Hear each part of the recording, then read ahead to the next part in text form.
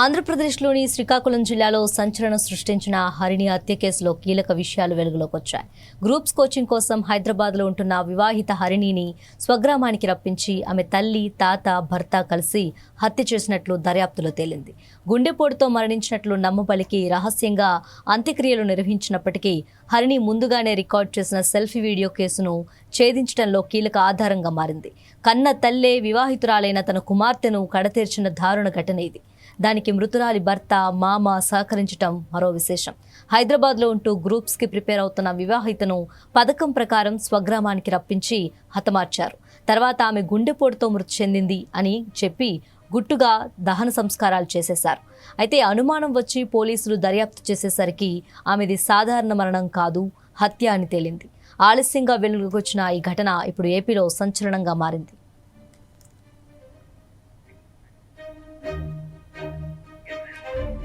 ఏపీలోని శ్రీకాకుళం జిల్లా టెక్కలి మండలం సోర్లింగం గ్రామంలో దారుణం జరిగింది. దుంపల హరిణి అనే వివాహిత తన ఇంటిలో దారుణ హత్యకు గురైంది. ఆమెను హత్య చేసింది ఇంకెవరో కాదు, ఆమె కన్న తల్లి పైలా విజయ్ కుమారి, ఆమె తాత బలూసాకు. అయితే ఇందులో ఆమె భర్త దుంపల దంతేశ్వరరావు హస్తం ఉంది. ఈ నెల 1వ తేదీ రాత్రి దుంపల హరిణిని సోర్లింగంలోని ఆమె నివాసంలో గుట్టుగా హత్య చేసేశారు ముగ్గురు నిందితులు. ఆమె గుండెపోటుతో మృతి చెందింది అని చెప్పి తెల్లవారుజామున ఆమె మృతదేహానికి గుట్టుగా దహన సంస్కారాలు కానిచ్చేశారు. అయితే అనుమానం వచ్చి పోలీసులు రంగంలోకి దిగి దర్యాప్తు చేయగా ఆమెది సాధారణ మరణం కాదు, హత్య అని తేలింది. మృతురాలి తల్లి, తాత, భర్త హంతకులని తేల్చారు. ముగ్గురు నిందితులను అరెస్ట్ చేసి రిమాండ్కు పంపించారు పోలీసులు.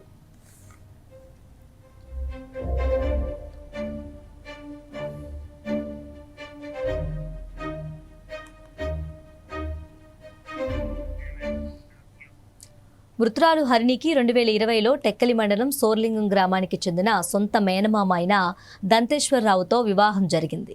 ఈ దంపతులకు 4 ఏళ్ల కుమారుడు కూడా ఉన్నాడు. డిగ్రీ సెకండ్ ఇయర్ చదువుతుండగానే హరిణికి పెద్దలు వివాహం జరిపించారు. అయితే తర్వాత డిగ్రీ పూర్తి చేసిన హరిణి గ్రూప్స్కి ప్రిపేర్ అయ్యేందుకు హైదరాబాద్కు వెళ్ళింది. చదువుకి ఇబ్బందిగా ఉండటంతో తన కుమారుణ్ణి తల్లి పైలా విజయ్ కుమారి వద్ద వదిలి ఆమె ఎస్ఆర్ నగర్లోని ఓ హాస్టల్లో ఉంటూ గ్రూప్స్ కోచింగ్ తీసుకునేది. ఈ క్రమంలోనే ఎస్ఆర్ నగర్కి చెందిన సుధా నాగేంద్ర ఆమె లైఫ్లోకి ఎంటర్ అయ్యాడు. తన కోచింగ్ మేట్ అయిన సుధా నాగేంద్రతో లివింగ్ రిలేషన్ చేస్తూ వచ్చింది హరిణి. విషయం తెలిసిన భర్త దంతేశ్వరరావు, తల్లి విజయ్ కుమారిలు హరిణికి గట్టిగా మందలించారు. అయినా ఆమె వెనక్కి తగ్గకపోగా తనకు దంతేశ్వరరావు నుండి విడాకులు కావాలని ప్రియుడు సుధా నాగేందర్ను వివాహం చేసుకుంటానని బహిరంగంగానే చెప్పింది. ఈ క్రమంలో కుటుంబ సభ్యులు హరిణికి ఎన్నో విధాలుగా నచ్చజెప్పే ప్రయత్నం చేసినా వినలేదు. పైగా తనను వేధిస్తున్నారంటూ హైదరాబాద్ బాల్నగర్ పోలీస్ స్టేషన్లో కుటుంబ సభ్యులపై పోలీసులకు ఫిర్యాదు చేసింది హరిణి.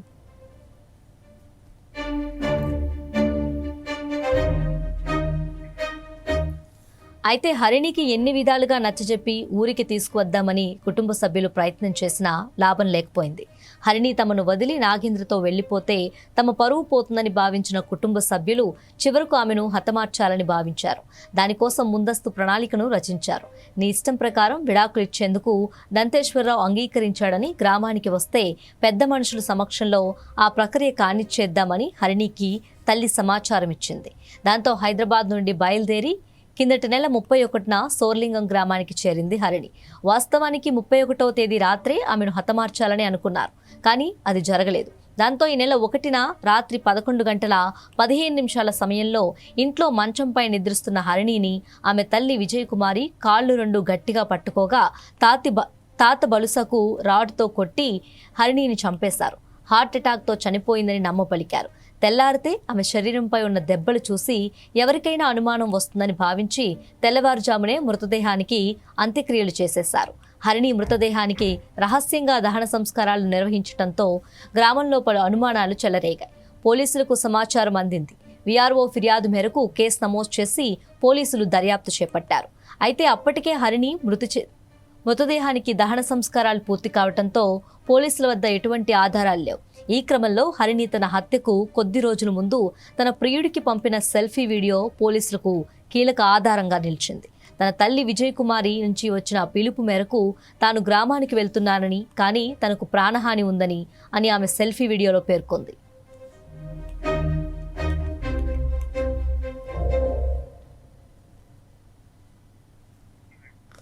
దీంతో పోలీసులు హరిణి కుటుంబ సభ్యులను తమ స్థాయిలో విచారించగా నేరాన్ని అంగీకరించారు.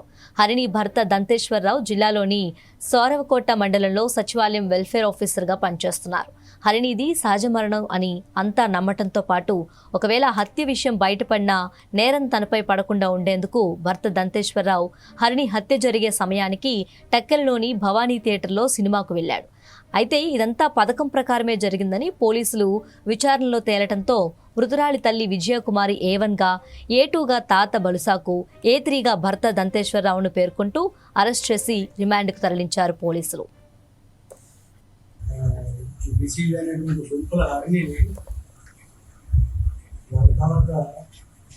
తల్లి భర్త తాత పథకం ప్రకారం ఆవిడ చంపాలని పథకం చేసి రాత్రి చంపివేయడం, తెల్లవారుజామున 3-5 గంటల మధ్యలో గ్రహ సంస్కారాలు చేయడం ఇష్యూ ఇది. ఈ ఇష్యూ మీద మనకి గ్రామానికి విఆర్ అయినటువంటి రమేష్ కొర్లాబ్ రమేష్ ఆయన మనకి మొన్న 8/6/2013 గంటల రిపోర్ట్ ఇవ్వడం జరిగింది. ఆ రిపోర్ట్ ఆధారంగా మన టెక్కల్ పోలీస్ స్టేషన్లో విజయకుమార్ ఎస్ఐ గారు కేసు నమోదు చేశారు. కేసు దర్యాప్తులో భాగంగా మనకు తెలిసినటువంటి విషయం ఏంటంటే, ఈ దుంపల హరిణి అనే డిగ్రీ చదువుతుంది, సొంత మేనమామనే వివాహం చేసుకుంది, ఒక అబ్బాయి కూడా ఉన్నాడు. ఈ క్రమంలో ఈవిడ గ్రూప్స్ ప్రిపరేషన్కి హైదరాబాద్, వాళ్ళ అమ్మ నాన్న కూడా హైదరాబాద్ ఉంటారు కాబట్టి ఫాదర్ ఎక్స్-ఆర్మీ, హైదరాబాద్ స్థిర నివాసం, అక్కడే అమ్మ నాన్నతో ఉంటూ గ్రూప్స్ ప్రిపరేషన్, సిస్టర్ కూడా అక్కడ చదువుకుంటుంది. ఈ క్రమంలో ఎక్స్ట్రా మ్యారిటల్ రిలేషన్షిప్ ఏర్పడడం, అవి స్ట్రాంగ్గా ఉండడం, లివింగ్ రిలేషన్గా మారడం, అవి మొదటి భర్తతో విడాకులు తీసుకోవాలని నిర్ణయించుకొని ఎవరితో అయితే లివింగ్ రిలేషన్ ఉందో ఆయనతోనే ఉండాలని కోరుకోవడం, ఈ విధంగా ఫ్యామిలీలో డిస్ప్యూట్స్ క్రాపప్ అయ్యేవి. అది తల్లికి, కూతురికి, అలాగే భర్తకి, ఫ్యామిలీ వీటితో పాటు మిగతాలందరూ కూడా ఏకీపించలేదు. అది మంచి భర్త కాదని చెప్పేసి వార్న్ చేయడం జరిగింది. హైదరాబాద్ ఉన్నటువంటి పోలీస్ స్టేషన్లో కూడా, బాలానగర్ పోలీస్ స్టేషన్లో కూడా ఆవిడ కంప్లైంట్ చేయడం జరిగింది. ఆవిడ కంప్లైంట్ మీద బోత్ ఫ్యామిలీస్ కౌంటింగ్ చేసి గమనించడం జరిగింది. అయినా సరే డిస్ప్యూట్స్ సెటిల్ అవ్వలేదు. ఈవిడేమో విధాలుగా బిహేవియర్ కూడా మ్యానేజ్ చేసుకోలేదు, మారలేదు, బిహేవియర్ మ్యానేజ్ చేసుకోలేదు. ఎక్స్ట్రా మ్యారిటల్ రిలేషన్షిప్ కంటిన్యూ చేస్తుంది. పదే పదే తన మేనమామతో విడాకులు ఇచ్చిందని చెప్పేసి మేనమామ ఒత్తిడి చేస్తుంది, ఆ తల్లిని కూడా ఒత్తిడి చేస్తుంది. ఆ క్రమంలో వదలలేదని చెప్పేసి ఎలాగైనా ఈవిడ్ని లేకపోతామని ప్లాన్ వేసుకోవడం జరిగింది.